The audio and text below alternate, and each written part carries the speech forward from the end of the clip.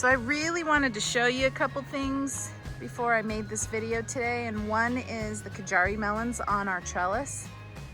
Look how beautiful that is. And you walk in and it's just the most amazing jungle.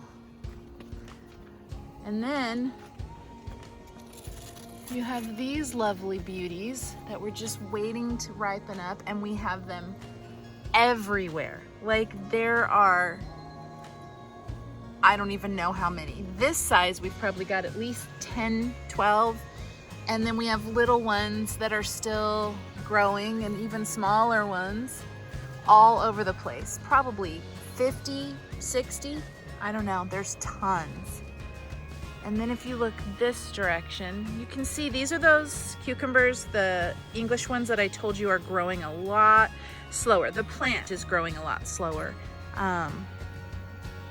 The pickling cucumbers grow super fast and they're pretty prolific, but the heat is kind of starting to get to things, so I'm trying to double up my efforts on the watering. But I wanted you to see the pruning that I've been doing, because I let things get just way out of control.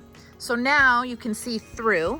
I've taken out all of the stuff that's not needed and so now we have airflow going through, which is really, really important in an area where you have a lot of humidity, because otherwise you are just inviting tons of disease and problems. Now, I've done this bed. I have not done this bed. That is just a jungly mess that you cannot see through. It's really hard to harvest some of the tomatoes that are up inside because there's just, you're fighting the jungle. And I still have these 3 over here that I'm working on. You can see I've gotten up to about here. So it's cleared out here in the bottom, but up at the top, it is just a massive mess. And then these were laying out in the walkway, and I have cleaned those up. They are looking a ton better. And the San Marzanos, which I have decided I will not grow next year. There's tons of tomatoes on there, but I'm not a super huge fan of the flavor. So these are a paste tomato, and I understand that, and I recognize that they are super good for pastes and sauces and all of that.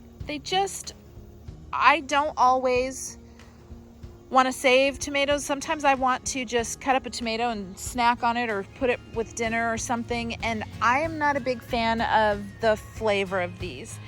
I do like Romas, so I would rather replace these with a Roma. These are similar to a Roma anyways, and Roma's a paste tomato, or try some different paste tomatoes. These are just not the ticket for me. If they're your favorite, great, more power to you. They're just not mine. Not gonna lie, this butterfly is freaking me out a little bit because it keeps flying at me. I'm just not a bug person, butterfly. I'm sorry. Okay, I just wanted you to see we have tons and tons of green beans. I have 1, 2, 3, 4, 5, 6, 7, 8, 9, 10, 11 plants in total. And I'm gonna show you this butterfly because it is gorgeous. And it just left. Flying at my head. But we have tons of green beans at this point, so we will be harvesting those later today along with tomatoes. I already did the okra. But I mean, look. We're gonna do hamburgers tonight with our own tomatoes. Yum, yum.